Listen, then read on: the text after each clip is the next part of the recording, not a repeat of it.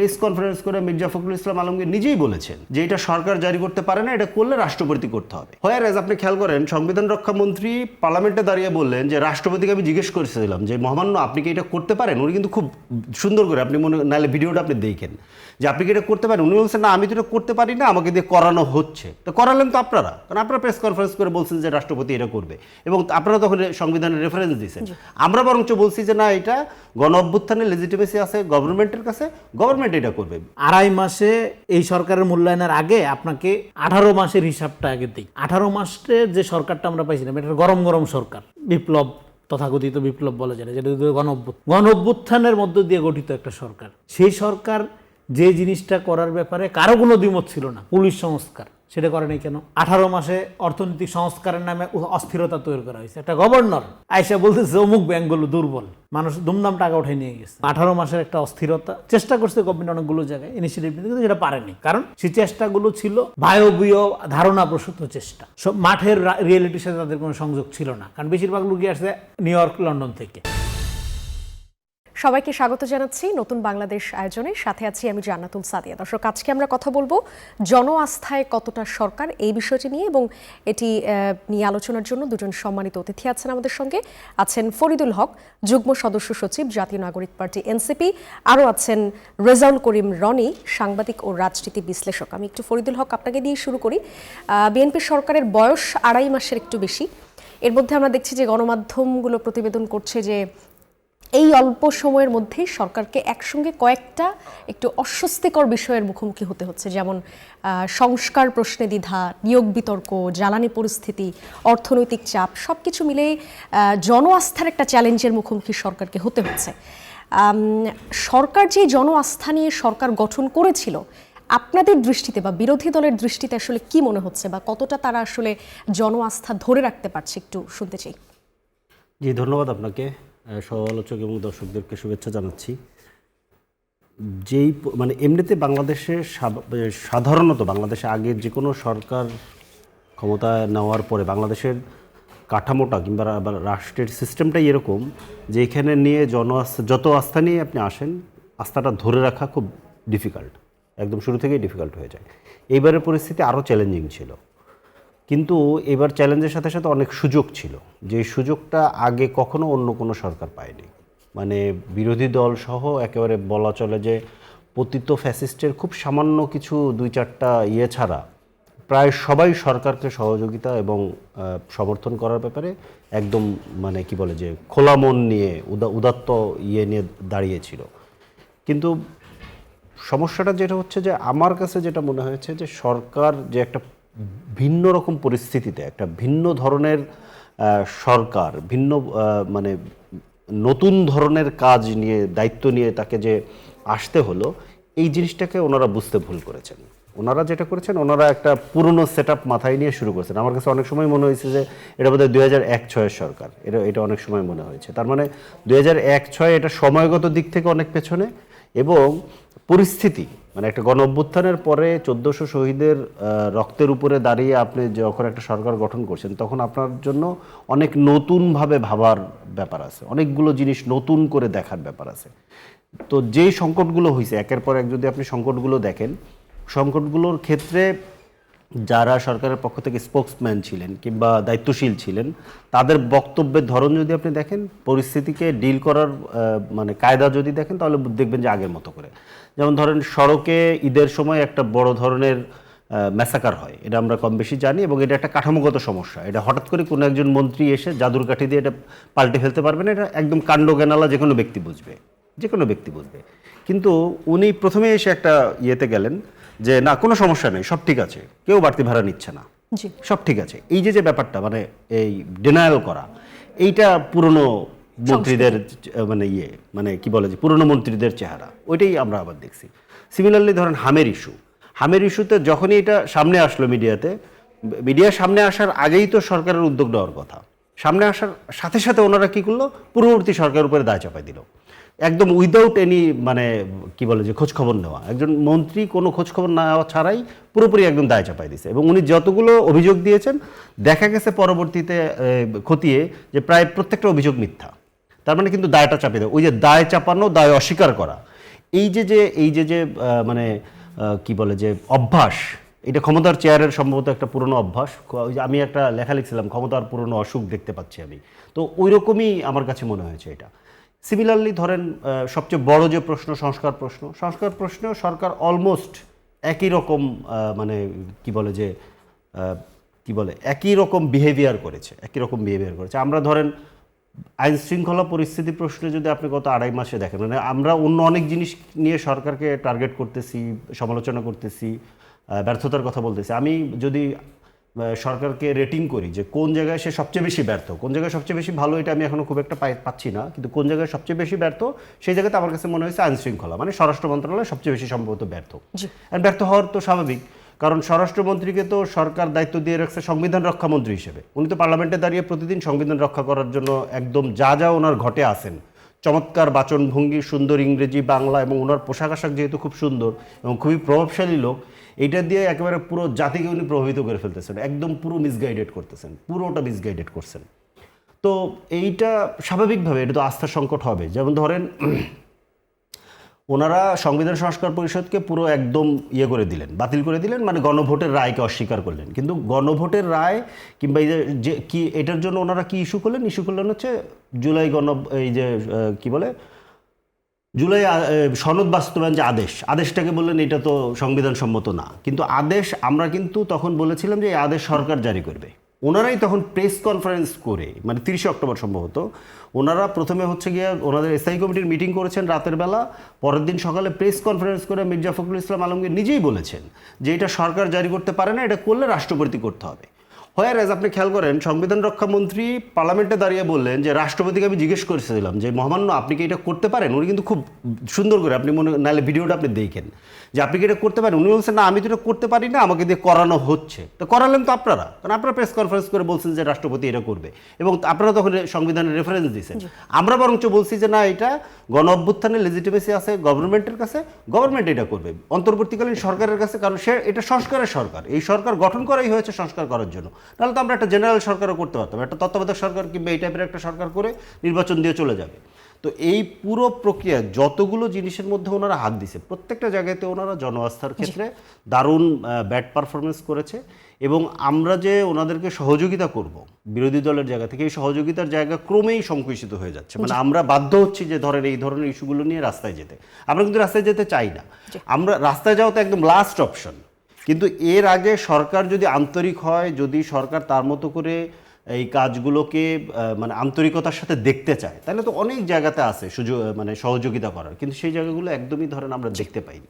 জি, অনেক ধন্যবাদ রেজাউল করিম রনি। আপনার কাছে আসি, আলোচক যেমন বলছিলেন, আমরা শুনছিলাম যে অনেকটা মনে হচ্ছে পেছনের দিকে যাচ্ছে। আপনি শুনছিলেন অনেকগুলো ইস্যু উনি তুলে আনলেন, ব্যর্থতা কোথায় সেটাও অনেকটা বললেন।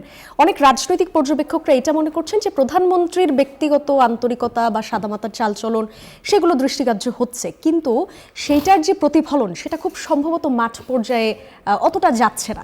মানে আপনার কাছে কি মনে হচ্ছে যে প্রধানমন্ত্রীর ব্যক্তিগত ইমেজ ইতিবাচক, কিন্তু সব মিলিয়ে সরকারের জন্য কি জনআস্থা ধরে রাখা একটু চ্যালেঞ্জিং পর্যায়ে চলে গেল কিনা? জি, ধন্যবাদ সবাইকে যে যেখান থেকে শুনছেন এবং দেখছেন, এবং সহ আলোচক সবাইকে আমার সালাম এবং কৃতজ্ঞতা। দেখেন, আমরা আলাপ করছি সম্ভবত ট্রাস্ট নিয়ে, এটা নিয়ে আমি এর আগেও কথা বলছি, আজকে আবার একটু শুরু করি। ট্রাস্ট নিয়ে আমি একটা মজার বই পড়তেছিলাম, ফ্রান্সিস ফুকুয়েমার ট্রাস্ট, বিখ্যাত রাজনৈতিক তাত্ত্বিক। ট্রাস্ট ব্যাপারটা কি? ধরেন আমি আপনাকে ট্রাস্ট করব, কিভাবে করব? আমি আপনাকে ট্রাস্ট করবো, ট্রাস্ট ব্যাপারটা বিমূর্ত, এটা দেখাইতে পারবো না। যে আমি আপনাকে বিশ্বাস করি জিনিসটা আমি দেখাইতে পারবো না আপনাকে, কিন্তু যে করি এটা কীভাবে করি, এটা করা হয় হলো জিনিসটা বিমূর্ত, জিনিসটা অদৃশ্য, দেখা যায় না। কিন্তু এই ট্রাস্ট জিনিসটা তৈরি হয় আপনার ধারাবাহিক দৃশ্যমান কর্মকাণ্ডের মধ্য দিয়ে।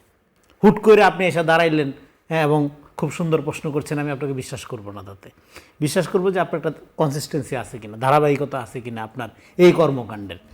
তো সেই ধারাবাহিক কর্মকাণ্ডের ক্ষেত্রে যারা সকাল বিকাল পজিশন চেঞ্জ করে, জনগণ তাদের প্রত্যাখ্যান করে, বিশ্বাস করে না। হ্যাঁ, তারা ফেসবুকে সরকার গঠন করে, বাস্তবে তো যাই হোক, তো সেটা একটা ব্যাপার আর কি আছে। ফলে ট্রাস্টের ব্যাপারটা একটা ধারাবাহিক রেগুলার নিয়মতান্ত্রিক কর্মকাণ্ডের মধ্য দিয়ে অর্জিত হয়। এখন এই যে 2.5 মাসের সরকার জন আস্থা অর্জন করতে কোথায় গেল? হ্যাঁ, এই যে আমরা এই জায়গায় আসছি, জন আস্থা অর্জন, 2.5 মাসে জন আস্থা অর্জনের মতো কোনো কারণ নাই। কেন বা খুব নাই? একটা বলার মতন সময়ও না। কেন কারণ নেই আমি আপনাকে বলি। আপনি দেখেন এই সরকার এখন আমরা এই যে বাস্তবতার মধ্যে আছি, ধরেন 2.5 মাসে এই সরকারের মূল্যায়নের আগে আপনাকে 18 মাসের হিসাবটা আগে দিই। 18 মাসে যে সরকারটা আমরা পাইছিলাম এটা গরম গরম সরকার, বিপ্লব, তথাকথিত বিপ্লব বলা যায় না, যেটা গণ অভ্যুত্থান। হ্যাঁ, গণ অভ্যুত্থানের মধ্য দিয়ে গঠিত একটা সরকার। সেই সরকার যে জিনিসটা করার ব্যাপারে কারো কোনো দ্বিমত ছিল না, পুলিশ সংস্কার, সেটা করে নাই কেন? বাংলাদেশের কৃষির উন্নয়ন না হইলে দেশের উন্নয়ন হবে না, মানুষের ভাগ্য পরিবর্তন হবে, এটা একটা দুধের শিশুও জানে। জি, কৃষি সংস্কার কমিশন তারা করে নাই কেন? সংস্কার নিয়ে অনেক কথাবার্তা, সংস্কার নিয়ে আমি আর কথাবার্তা বলতে চাই না, কারণ সংস্কার একটা নেগেটিভ ফেনোমেনা। হ্যাঁ, সংস্কার 111 থেকে আমরা শুনতেছি। আমরা বরং দেশ পুনর্গঠন লাগবে গণ অভ্যুত্থানের পরে, সেই পুনর্গঠন প্রকল্পের মধ্যে আছি আমরা। যাই হোক, তো আমরা যে অবস্থার মধ্যে গভর্নমেন্ট আছে সেই অবস্থাটা আপনার বুঝতে হবে। 18 বছর 17-18 বছরের একটা রেজিম, জি, যেখানে শুধু আইসিটি সেক্টর থেকে 60-70 হাজার কোটি টাকা, $6-7 বিলিয়ন নিয়ে চলে গেছে। দৃশ্যমান কিছু হয় নাই। পাইছেন আপনি কি? ডিজিটাল বাংলাদেশ, একটা নাম নাই। $6-7 বিলিয়ন একটা সেক্টরের কথা বললাম। আপনার প্রায় 15 থেকে 16 বিলিয়ন ব্যবসার নামে পাচার হয়ে গেছে। আপনার লোকাল ইকোনমির অবস্থা বাজে। 18 মাসে অর্থনৈতিক সংস্কারের নামে অস্থিরতা তৈরি করা হয়েছে। একটা গভর্নর আয়সা বলতেছে অমুক ব্যাংকগুলো দুর্বল, মানুষ দুমদাম টাকা উঠে নিয়ে গেছে। সেই ব্যাংকগুলো নিয়ে এখন আপনার গভর্নমেন্ট সেগুলো কীভাবে অ্যাকুমুলেট করে সেটা সে স্ট্রাগল করছে। সো 17 বছর এবং 18 মাসের একটা অস্থিরতা চেষ্টা করছে গভর্নমেন্ট অনেকগুলো জায়গায় ইনিশিয়েটিভ নিতে, কিন্তু যেটা পারেনি গভর্নমেন্ট, কারণ সেই চেষ্টাগুলো ছিল বায়বীয় ধারণাপ্রসূত চেষ্টা। সব মাঠের রিয়েলিটির সাথে তাদের কোনো সংযোগ ছিল না, কারণ বেশিরভাগ লোকই আসছে নিউ ইয়র্ক, লন্ডন থেকে। হ্যাঁ, প্রতিভা নিউ ইয়র্ক, লন্ডনে থাকে, এই কথা আমরা বিশ্বাস করি না। এটা ব্রিটিশরা বিশ্বাস করতো, সমস্ত প্রতিভা ব্রিটেনে থাকে। আমরা এটা বিশ্বাস করি না। এই কলোনিয়াল এই দাসত্ব আমাদের মধ্যে নেই। প্র্যাকটিক্যাল সমস্যা সমাধানের ব্যাপারে যেহেতু তাদের ল্যাক অফ এক্সপিরিয়েন্স এবং পলিটিক্যাল কমিটমেন্টের ঘাটতি ছিল, এবং যে লোকগুলো দায়িত্ব পালন করছে 2-1 বাদে সংখ্যায় 2% বেশি হবে না যে গণ অভ্যুত্থানের সাথে কোনো সম্পর্ক ছিল, তাদের কোনো সম্পর্ক ছিল না গণ অভ্যুত্থানের সাথে তাদের। এবং এই গণ অভ্যুত্থান না হইলেও হাসিনা তাদের জেল জুলুম ফাঁসি দিত এমন কোনো সম্ভাবনা ছিল না। 2% বাদের কথা বলতেছি আমি। হ্যাঁ, তার মানে 2%কে পুঁজি করে আর 98% একটা ক্ষমতার এলিট সেন্টিমেন্ট, মানে এলিট সেটেলমেন্টের মধ্যে চলে গেল। বড় লোকদের ক্ষমতা ভাগাভাগি, তাদের নামটা আমার বলতেছে না, তার আবার সম্মানিত লোক তারা। তো ফলে এই 18 বছরের রেজিম, 18 মাসের অস্থিরতা, এবং এই সরকার গঠন করার পরপরই আপনি পাইলেন রমজান। জি, রমজানে আমাদের যেহেতু স্বভাব ভালো, খুব সারা দুনিয়া দাম কমে, আমাদের বাড়ে। হ্যাঁ, তো তারপরে শুরু হইলো একটা যুদ্ধ। সেই যুদ্ধের কারণে গ্লোবাল ইকোনমি একটা রিডাইরেকশনের মধ্যে পড়ে গেছে। মানে এটা রিথিঙ্কিং করতে হবে পুরা প্রসেসটা, not only Bangladesh, global ইকোনমিটা rethinking করতে বাধ্য হচ্ছে। তাহলে কীভাবে সার্ভাইভ করবে? এইবার এই প্রেক্ষাপট মাথায় রেখে এখন আপনি আমেরিকার অবস্থা দেখেন। একদিকে তারা বলতেছে ফ্রি মার্কেট ইকোনমি, মুক্তবাজার অর্থনীতি, আবার একদিকে ট্যারিফ চাপাই দিচ্ছে দুনিয়ার উপর, যেটা অ্যাবসলিউটলি কন্ট্রাডিক্টরি। সেটা নিয়ে ওদের কোর্টে চলতেছে, হ্যাঁ, ঝামেলা চলতেছে, হিয়ারিং বা রিট চলতেছে। ফলে এই পুরা ট্রেজেক্টরির মধ্যে জনগণ নাই। কিন্তু জনগণের অবস্থা কি? দারিদ্রতা বাড়ছে, প্রাইভেট সেক্টর থমকে আছে, প্রাইভেট সেক্টরগুলো খুবই বাজে অবস্থার মধ্যে আছে। হ্যাঁ, কর্মসংস্থান হচ্ছে না, জি, তরুণরা ডিপ্রাইভ হচ্ছে। এই যে পুরো প্রক্রিয়াটা আমি বললাম, সেই প্রক্রিয়ার মধ্যে জনগণের কিন্তু আসলে কোনো উন্নতি হয়নি। ফলে জনগণের পয়েন্ট অফ ভিউ থেকে দেখলে আসলেই এই 2.5 মাসে আশাবাদী বা ট্রাস্ট ফেরার মতো প্র্যাকটিক্যাল কোনো কাজ নাই। এবং প্র্যাকটিক্যাল কাজ আমি যেই ইস্যুগুলো বললাম, এগুলো মানে রাতারাতি করার মতো কোনো ম্যাজিক কোনো সরকারের হাতে থাকার কথা না। আমার ধারণা এই সরকারের হাতেও নাই। তাহলে কি করতে হবে? এই সরকারকে আগে স্বাভাবিক অবস্থা ফিরে আনতে হবে। পরে আপনি চাঁদে যায়েন, অসুবিধা নেই। হ্যাঁ, পরে আপনি রকেটে চড়েন, আগে আপনি বাইসাইকেলে চালানোর অবস্থা ফিরে আনেন। আগে আমাদের জিডিপির যে বাজে অবস্থা, যে ডাউনগ্রেডিং অবস্থা, এটাকে আপনি রিস্টোর করেন, ঠিক করেন, কর্মসংস্থান ঠিক করেন। বাজার রুরাল ইকোনমিতে টাকা নেই, মানুষের এই হাহাকার, এটা আগে বন্ধ করেন। তারপরে হলে আপনি অগ্রগতির যে জায়গাটা, হ্যাঁ, আমরা যে জায়গাগুলো এই জায়গায় বলি, সেই জায়গায় যাওয়ার প্ল্যান করতে হবে। কারণ আপনি যদি ধরেন বরিশাল যাবেন, কিন্তু আপনি সদরঘাটি যাওয়ার মতো অবস্থা না থাকে, তাহলে আপনি বরিশাল যাবেন কিভাবে? তো ফলে আমাদের এখন যে অবস্থাটা হচ্ছে, আগে স্ট্যাবিলিটি দরকার, আগের অবস্থায় আনা দরকার। হ্যাঁ, এই দারিদ্রতা ডে বাই ডে বাড়তেছে, জি, তারপরে হয়তো তারপরে সরকারের যে কার্যক্রম আছে সেটাতে আপনারা এরকম বলছেন একটা যে অবস্থার মধ্যে থেকে আপনি যখন একটা আড়াই মাসের সরকারের মূল্যায়নের কথা বলেন, ডেফিনেটলি এটার এই মূল্যায়নের ক্ষেত্রে নেগেটিভ মার্ক দেওয়া ছাড়া আর কোনো অপশন জি, কারো হাতে অনেক নেই। অনেক ধন্যবাদ। একটা বিরতি নিয়ে আসছি, দর্শক দেখছেন নতুন বাংলাদেশ, একটা বিরতি নিয়ে আসছি, সাথেই থাকুন। বিরতির পর আরও একবার স্বাগত জানাচ্ছি, আপনারা দেখছেন নতুন বাংলাদেশ। যাব আলোচনায়। ফরিদুল হক, আপনার কাছে আসি। আমি দেখছিলাম যে আপনারা একটা কমিটি গঠন করেছেন, যে এনসিপিতে কারা যোগ দিচ্ছেন সেটি খতিয়ে দেখতে ন্যাশনাল সার্চ কমিটি গঠন হয়েছে। মানে রিসেন্টলি আপনাদের দলে অনেকেই দেখলাম যোগদান করছেন, এই ক্ষেত্রে আপনারা যাচাই বাছাই এবং মূল্যায়ন করতে চাইছেন। কিছুদিন আগে দেখলাম নাহিদ ইসলাম বলছেন যে অতীতে ছাত্রলীগ করলেও এনসিপিতে আসতে পারবে যদি তারা অপরাধী না হয়। আপনারা তো মানে যেটি আসলে নিষিদ্ধের যে দাবি তুলেছিলেন, বা এখন যে নিষিদ্ধ সংগঠন ছাত্রলীগ, তাদেরকে তো ফ্যাসিস্টের দোসর বলা হচ্ছে। তো সেই জায়গায় কে অপরাধী আর কে নিরপরাধ, এই বিষয়টা আসলে আপনাদের কমিটি কিভাবে যাচাই বাছাই করবে? আর এটা কি আসলে এনসিপির রাজনৈতিক অবস্থানের সঙ্গে কিছুটা সাংঘর্ষিক কিনা, যে একদিক থেকে ছাত্রলীগ নিষিদ্ধের দাবিতে আপনারা সোচ্চার ছিলেন, অন্যদিক থেকে সেই সংগঠনের সাবেক নেতাকর্মীদের আপনারা নিয়ে আসতে চাইছেন? একটু আপনার মন্তব্য শুনতে চাই। না দেখেন, এটা ছাত্রলীগকে নিয়ে আলাদা করে বললে ধরেন প্রশ্নটা একপাক্ষিক হয়ে যায়। এটা হচ্ছিল যে কোনো দল থেকে যারা চাঁদাবাজি, খুন, গুম, হত্যা, এই ধরনের রাহাজানি, এই ধরনের কার্যক্রমের সাথে যারা যুক্ত না, যে কেউ এনসিপিতে ওয়েলকাম। এটা হচ্ছে এইভাবেই কথাটা বলা হচ্ছে। ইভেন ছাত্রলীগ হলেও, মানে ছাত্রলীগের সাবেক নেতাকর্মী হলো, এটা বলা হচ্ছে। এখন দেখেন ছাত্রলীগ অনেক পুরনো সংগঠন ছিল এবং তাদের বিভিন্ন ফেজ আছে, বিভিন্ন ফেজে তাদের নেতাকর্মীরা বিভিন্ন ধরনের ভূমিকা নিয়েছে। তো তাদের লাস্ট টাইমের ভূমিকা আবার ওই ভূমিকার সাথে সবাই একমত ছিল, ব্যাপারগুলো তো এরকমও না। বিভিন্ন বিশ্ববিদ্যালয় ক্যাম্পাসগুলোতে অনেক অনেক সাধারণ শিক্ষার্থীদেরকে হলে থাকতে কিংবা বিশ্ববিদ্যালয় ক্যাম্পাসে তাদের মানে স্বাভাবিক শিক্ষা কার্যক্রম পরিচালনা করতে তাদেরকে অনেককেই ছাত্রলীগের সাথে সংশ্লিষ্টতা রাখতে হয়েছে বা রাখতে বাধ্য হয়েছে। গনরুম কালচার ছিল, জোর করে মিছিলে নিয়ে যাওয়া, এই ধরনের অনেক ব্যাপার ছিল। সো ওই জায়গাগুলো থেকে সবাইকে ধরেন, যখন মুভমেন্টগুলো হয়েছে 2018 সালের কোটা সংস্কার মুভমেন্ট, কিংবা জুলাইতে যখন গণ অভ্যুত্থানের শুরুতে যখন কোটার দাবিতে বৈষম্যবিরোধী ছাত্র আন্দোলন যখন মুভ করছে, তখনও তো অনেক সাধারণ ছাত্রলীগের নেতাকর্মীরাও এই আন্দোলনে যুক্ত হয়েছে। মানে ছাত্রলীগ বলতে হচ্ছে যে তারা জোর করে কোথাও ছাত্রলীগের সাথে থাকতে বাধ্য হয়েছিল, এই ধরনের পরিস্থিতি ছিল। তো সেই জায়গা থেকে জিনিসটাকে মানে ছাত্রলীগ সংগঠন হিসেবে একটা সন্ত্রাসী সংগঠন, এইটা একটা ব্যাপার। কিন্তু এইটার সাথে বিভিন্ন পর্যায়ে বিভিন্ন ধরনের মানুষের সংশ্লিষ্টতা রাখতে তারা বাধ্য হয়েছে একটা ফ্যাসিস্ট সময়। তো যদি কারো এই ধরনের থাকে তো সে আসতে তো কোনো অসুবিধা নেই। কিন্তু আমাদের মূল যে জায়গাটা সেটা হচ্ছে যে আমরা সার্চ কমিটির যে জায়গাটা আমি বলতে চাই, এটা হচ্ছে যে মানে আমরাও আসলে জিনিসটা বুঝতে পারিনি প্রথম দিকে যে এইরকম মানে যে জনস্রোত তৈরি হবে যোগদানের, এরকম যোগদানের স্রোত তৈরি হবে, এটা আমরা বুঝতে পারি। এরপরে বাধ্য হয়েছে আমরা আসলে একটা সার্চ কমিটি করতে, যে যাতে একটা প্রসেসের মধ্য দিয়ে হয় জিনিসটা। কারণ সারা দেশেই একটা জোয়ার তৈরি হয়েছে, সারা দেশের প্রতি জেলাতেই লোকজন যুক্ত হইতে চাচ্ছে।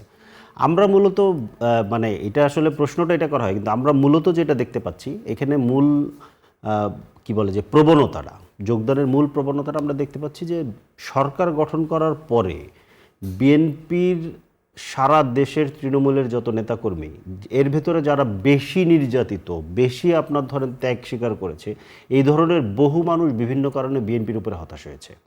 এবং বিএনপির, আমি অনেকের সাথে কথা বলেছি, অনেকের সাথে আমার কথা হয় রেগুলার, আমি নিজেও একটা সাংগঠনিক বিভাগের দায়িত্ব পালন করি, তো অনেকের সাথে যোগাযোগ হয়। ওনাদের ভেতরে প্রধানত কয়েকটা জায়গা, যে ওনারা এরকম মনে করেন নাই, এরকম ওনাদের আকাঙ্ক্ষা ছিল না যে 2-2.5 মাসের মধ্যে একটা সরকার পুরনো জায়গায় ফেরত যাবে, বাংলাদেশকে একদম পুরনো জায়গায় ফেরত নিয়ে যাবে। এটা ওনারা খুব আপসেট হয়েছেন, এটা একটা ব্যাপার। 2 নম্বর ব্যাপার, ওনারা বিএনপি করার ক্ষেত্রে একটা তো পরিবর্তনের দাবি থাকেই, ওনারা একটা বাংলাদেশপন্থী রাজনীতিকে ধারণ করে, যেখানে ওনারা মনে করেন যে জিয়াউর রহমান এবং খালেদা জিয়ার একটা আদর্শ, যে আদর্শকে ধরে বিএনপি রাজনীতি করবে, আমরাও এটাই মনে করি। কিন্তু আমরাও আসলে দেখতে পাচ্ছি এবং বিএনপির নেতাকর্মীদেরই দাবি যে এই বিএনপি জিয়াউর রহমান এবং খালেদা জিয়ার আদর্শকে ধারণ করছে না, এর বাইরে আসলে চলে যাচ্ছে। সো সেই জায়গা থেকেও তাদের মধ্যে প্রচণ্ড হতাশা আছে। এবং আরেকটা ব্যাপার যেটা বাংলাদেশের রাজনীতিতে কমন, মানে এই যে পুরনো বন্দোবস্তের রাজনীতির মধ্যে, আপনি আওয়ামী লীগের সময় এই কথাটা খুব শুনতেন যে হাইব্রিড, হ্যাঁ, মানে যখনই ধরেন দল বিরোধী দলে থাকে, জুলুম নির্যাতনের মধ্যে থাকে, তখন অনেক ত্যাগীরাই সামনে থাকে, ত্যাগীরাই এই জুলুম নির্যাতন সহ্য করে। কিন্তু দল ক্ষমতায় আসার পরেই অনেক হাইব্রিড এসে ক্ষমতার চেয়ারগুলো দখল করে, তখন আসলে ত্যাগীরা পিছিয়ে পড়ে, ত্যাগীরা আর জায়গা পায় না। সো এই হাইব্রিড এবং জিয়াউর রহমান, খালেদা জিয়ার রাজনীতি থেকে বিএনপি বেরিয়ে যাওয়া এবং হচ্ছে যেইভাবে ওনারা একটা পরিবর্তন আকাঙ্ক্ষা করে, এটা বিএনপির যাদের সাথে আমার যোগাযোগ হয়েছে, বিএনপির যে সমস্ত পর্যায়ের নেতাকর্মীরা আমাদের তারা সাথে কি এখন তারেক রহমানের যে রাষ্ট্র পরিচালনা সেটাকে খুব একটা পছন্দ করছে সম্ভবত এবং এটার তো যথেষ্ট কারণ আছে। আমি একটু আগে ব্যাখ্যা করেছি যে ওনারা তো একদম পেছনে রাষ্ট্রটাকে আগের জায়গাতে নিয়ে যাওয়ার জন্য সকল বন্দোবস্ত করেছেন। তো এটা আশা করা মানে এই ধরনের আশঙ্কা করার তো অসুবিধার মানে দোষের কিছু ধন্যবাদ। নেই। আমি একটু রেজাল্ট করিম আশঙ্কা করার যথেষ্ট কারণ আছে। জি, রেজাল্ট করিম রানী, আপনার কাছ থেকে উত্তরটা নিতে চাই, যেটি আসলে আমাদের আলোচক বলছিলেন যে খুব সম্ভবত তারেক রহমানের রাষ্ট্র পরিচালনার যে ধরনটি সেটা অনেকের কাছে হয়তো পছন্দ হচ্ছে না, এবং আমরা দেখছি যে এনসিপির পক্ষ থেকেই বলা হচ্ছে বিএনপি থেকে এনসিপিতে যাওয়ার একটা ঝোঁক আসলে দেখতে পাচ্ছি। একটু আপনার মন্তব্য শুনি। সেটা এর আগে বলছিলাম, বিএনপি যাদেরকে বহিষ্কার করে এরা জামাত এনসিপি জোটে এসে জাতির পিতা লেভেলের নেতা হয়ে যায়। তো সেটা আমরা দেখতে পাচ্ছি। এবং এর আগে যারা প্রখ্যাত চাঁদাবাদ ছিল এখন তারা সব জাতির ত্রাণকর্তা, নতুন বন্দোবস্তের নায়ক হয়ে যাচ্ছে। দেখেন, এগুলো ধরে ধরে আমি প্রত্যেকটা জবাব দিতে পারি, কিন্তু সেগুলো আমি দরকার মনে করি না। কেন দরকার মনে করি না? আরেকটা এর চেয়ে কনস্ট্রাকটিভ আলাপের মধ্যে থাকি আমরা। সেটা হলো, দেখেন, বাংলাদেশের মূল প্রবলেমটা হলো যার যেটার এখতিয়ার নাই সে সেটা করে। যেমন আপনার নিজের কোনো ভ্যালিডেশন নাই, আপনার নিজের কোনো গ্রহণযোগ্যতা নেই, কিন্তু আপনি মনে করতেছেন আপনি আমার গ্রহণযোগ্যতা তৈরি করে দিতে পারবেন, আপনি আমার ব্যাপারে একটা জাজমেন্ট দিতে পারবেন। হ্যাঁ, এইটা আমরা প্রত্যেকটা ক্ষেত্রে দেখতে পাচ্ছি। এবং সেক্ষেত্রে ধরুন ক্ষমতায় আছে বিএনপি, কিন্তু বিভিন্ন জায়গায় দেশ চালাচ্ছে জামাত, আওয়ামী লীগ। কারণ প্রশাসনিক যে সেট আপ এবং 18 মাসের মধ্য দিয়া এই গুপ্ত এবং পলাতকদের যে নতুন যে প্রেম তাদের গড়ে উঠছিল, সেই সেট আপের মধ্য দিয়ে, এবং বিএনপি কোনো বিপ্লবী রাজনীতি করে না, এটা একটা লিবারাল ডেমোক্রেটিক পার্টি। তাকে থ্রু দ্য প্রসেস স্ট্যাবিলিটির মধ্য দিয়ে জনগণের সম্মতির ভিত্তিতে দেশ পরিচালনা করতে হয়। ঘটকারী কথা অনেক বলা যায়, কিন্তু এখানে এই যে নেক্সাসটা গড়ে উঠছে ক্ষমতার মধ্যে, সেখানে আজকে বিএনপি যারা এই যে আমি ধন্যবাদ আমি এইটা কথাটা বলার জন্য ফরিদকে, যে বিএনপির তৃণমূলের নেতারা খুবই হতাশ। আসলেই তো হতাশ, কারণ এই সরকারের যে এজেন্ডা, সরকারের যেই আপনার ঘোষিত তার যে নির্বাচনী ইস্তেহার, সেটা বাস্তবায়ন করার জন্য সংগঠনের সহযোগিতা ছাড়া সম্ভব না, এটা লাগবে। এটা প্রধানমন্ত্রী কিন্তু বলেছেন শনিবারের দিন। তো এখন দেশের বিভিন্ন জায়গায়, রাষ্ট্রের বিভিন্ন জায়গায় আপনার জামাত, আওয়ামী লীগ দ্বারা দখল করা বিভিন্ন কার্যক্রম, কাজ, কর্ম, অফিস, আদালত, এগুলো, সেখানে তো বিএনপির লোক ভিড়তেই পারছে না। হতাশ হবে না তো কী হবে? এটা কথা সত্য, হতাশ, খুবই হতাশ। কারণ সবই সিন্ডিকেট করা। এই নিরপেক্ষ মুনাফিকি বাংলাদেশকে আজকে কোথায় নিয়ে যাচ্ছে? কোথাও কোনো ট্রাস্ট নেই। আপনিও গুপ্ত কিনা কে বলবে? কারণ আমরা দেখছি এই যে নায়িকার চেয়ে কম নয় সুন্দরী, যদিও উনি পদত্যাগ করছে, এই জন্য আজকে কান্নার রোল মনে হচ্ছে ওইদিকে। শাহবাগের ওই পরে কান্নায় যাওয়া যাচ্ছে না। তো যাই হোক, এখন এই যে অবস্থাটা, এই অবস্থার মধ্যে রাজনীতি একটা গুণগত পরিবর্তন তৈরি হচ্ছে। সেই পরিবর্তনটা কি? সেই পরিবর্তন হলো এনসিপি একটা যোগ্য আওয়ামী লীগ হয়ে ওঠার দৌড়ের মধ্যে আছে। হয়ে উঠতে পারবে কিনা ভবিষ্যৎ বলে, কারণ কি? আওয়ামী লীগের একটা 71 চেতনা ছিল, চেতনা ব্যবসা ছিল, তার হাতে আছে 24 চাপ, 24-এর কলে চাপ দিবে আর প্রচুর পানি বের হবে, তাতে করে তারা ভাসবে। এখন দেখেন, এই চেতনা বাণিজ্যের মধ্য দিয়ে এইটা আওয়ামী লীগের দেখেন একটা মডেল ছিল। সাকা চৌধুরী বলছিল যে তার মেশিন এদিক দিয়ে আপনার রাজাকার ঢোকাবেন, ওদিক দিয়ে মুক্তিযুদ্ধ হয়ে বের হবে। ছাত্রলীগ একটা নিষিদ্ধ সংগঠন। আপনি ট্রুথ অ্যান্ড রিকনসিলিয়েশন করলেন না, আপনি প্রপার বিচার প্রক্রিয়া করলেন না, অথচ আপনি গত ইন্টারিমের আমলে বিচার চাই, 5 বছর 10 বছর থাকেন, অসুবিধা নাই, বিচার করেন, বিচার না হলে নির্বাচন হবে না, যারা বিচার সংস্কার, নির্বাচন, কত রকম বয়ান আমরা দেখছি, তাই না? এখন কোনো কথা নাই, এখন হইলো ছাত্রলীগ হইলে অসুবিধা নেই, অপরাধ না করে থাকলে ছাত্রলীগ। 24-এর গণহত্যা, বিগত আমল বাদ দেন, 24-এর গণহত্যার সিদ্ধান্তটা একটা সাংগঠনিক সিদ্ধান্ত ছিল, এবং ছাত্রলীগ ছিল সেখানে আপনার একটা সশস্ত্র ভূমিকা অবতীর্ণ হয়েছিল। আপনি এখন ছাত্রলীগ ভালো হয়ে গেছে, ছাত্রলীগের যে অংশটা, এবং ছাত্রলীগের এখন ঐতিহ্যের কথা আমরা শুনতে পাই। দেখেন, পলিটিক্স খুব ইন্টারেস্টিং জায়গায় যাচ্ছে। এবং আপনি এখানে শেষ করি কথা বলে, এই যে আওয়ামী লীগের নব্য পুনর্বাসন হাব একটা ডাম্পিং স্টেশন হয়ে উঠতেছে এনসিপি, এখানে এই বিষয় নিয়ে আরেকটু কথা বলবো। এটা কিভাবে সম্ভব হচ্ছে জানেন?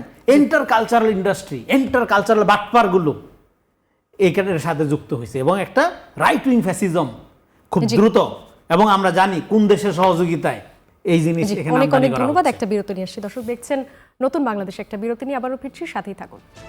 বিরতির পর আরও একবার স্বাগত নতুন বাংলাদেশে যাব আলোচনায়। ফরিদুল হক, আগামীতে কখনো মানে এনসিপির মাধ্যমে আওয়ামী লীগের পুনর্বাসন হতে পারে কিনা, বা যেটি বলা হচ্ছে যে যেমন বলছিলেন যে এনসিপিকে আওয়ামী লীগের ডাম্পিং স্টেশন বলা হচ্ছে, শুনি। এটা তো অলরেডি ধরেন পুনর্বাসিত হয়ে গিয়েছে, যেটা হওয়ার। বিএনপি তো এটা করেছেই, মানে ধরেন জয় বাংলা স্লোগান দিয়ে ধানের শীষে ভোট চাওয়া, বিএনপির প্রার্থীকে পাশে নিয়ে এই ঘটনা ঘটেছে। ব্যাংকে যাতে পুরনো মালিকরা এসালম গংরা ফিরতে পারে সেজন্য ব্যাংক রেজুলেশন অধ্যাদেশ সেভাবে ফিল আপ করা হয়েছে, মানে সেভাবে পাশ করা হয়েছে। এবং ধরেন মুক্তিযুদ্ধের চেতনার নামে ৭২-এর সংবিধান রক্ষার জন্য সরাসরি একজন অঘোষিত সংবিধান মন্ত্রী তো নিয়োগ দেওয়া হয়েছে, এবং পার্লামেন্টে দাঁড়িয়ে সংবিধান রক্ষা করার জন্য বিরাট বিরাট বক্তৃতা হয়েছে না, গত দেড় মাস আমরা দেখছি না।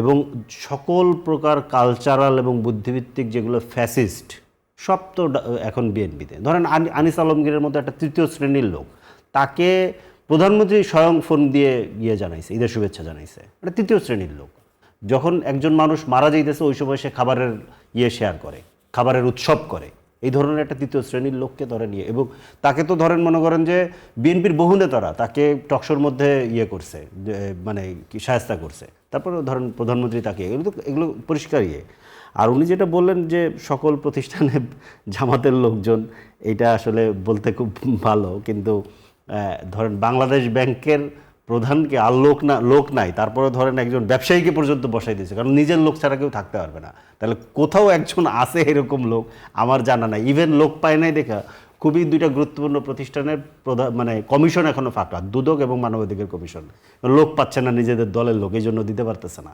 তো কোথায় আসলে উনি জামাতের লোক কিংবা অন্যদের লোক দেখে আমি জানি না। মানে বিএনপি এত অ্যাডামেন্ট যে বাংলাদেশ ব্যাংকের গভর্নর পর্যন্ত তাদের দলীয় লোক বসেছে, তারা ছেড়ে দিয়ে বসে আছে যে অন্য জায়গায় জামাতের লোক আছে, তারা চুপচাপ বসে আছে।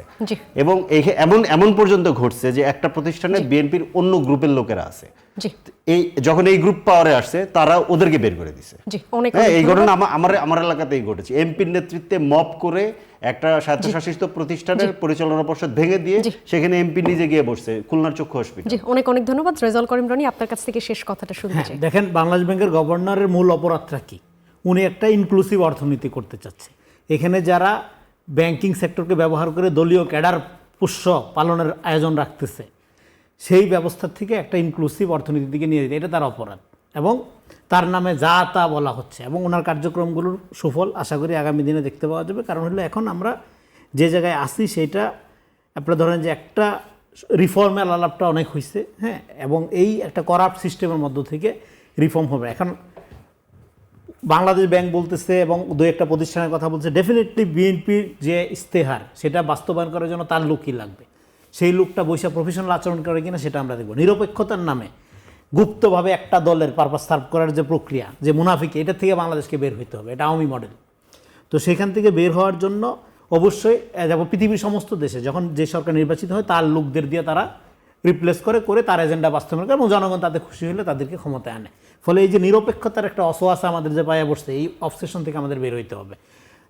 এবং আরেকটা গুরুত্বপূর্ণ ব্যাপার হলো, দেখেন এই যে আমাদের ক্যাপিটাল মার্কেট, এই মার্কেটটা ফাঁকা, এবং ব্যাংকগুলোর থেকে শেষ করব লোন নিয়ে যেভাবে ব্যবসা করার কালচার তৈরি হয়েছে, সেটা বন্ধ করে ক্যাপিটাল মার্কেট স্ট্রং করার মধ্যে দিয়ে ব্যবসায়ীদেরকে আবার এখানে ব্যবসা করার সুযোগ তৈরি করা এবং কর্মসংস্থান তৈরি করা, এই পুরো প্রক্রিয়াটা আপনার শুরু করার জন্য যে ধরনের প্র্যাকটিক্যাল অর্থনৈতিক জ্ঞান সম্পন্ন লোক দরকার, সেরকম একটা লোককেই এই দায়িত্ব দেওয়া হয়েছে। এই কারণে যারা গুপ্তভাবে নিজেদের সব কিছুর মধ্যে একটা প্রভাব বিস্তার করে রাখার মধ্যে দিয়ে একটা সুবিধা নিতে যাচ্ছিল, সেটা যেহেতু পদগুলো বন্ধ হয়ে যাচ্ছে ক্রমে, এই কারণে সে খারাপ। এই কারণে সে আসনের ব্যাংক খাচ্ছে, ধ্বংস করে দিয়ে গেছে। হ্যাঁ, এবং এই যে ব্যাংকগুলোকে দুর্বল ঘোষণা করার মধ্যে দেখেন গভর্নর হইয়া আহসান মনসুর যে ক্ষতি ব্যাংকিং সেক্টরে করে গেছে, এটা পুষাইতে 10 বছর লাগবে। আর আওয়ামী লীগের মতো করে থাকলেই ভালো ছিল। আপনাদের দুজনকে অনেক অনেক ধন্যবাদ। দর্শক দেখছিলেন নতুন বাংলাদেশ, এতক্ষণ যারা সঙ্গে ছিলেন সবাইকে ধন্যবাদ।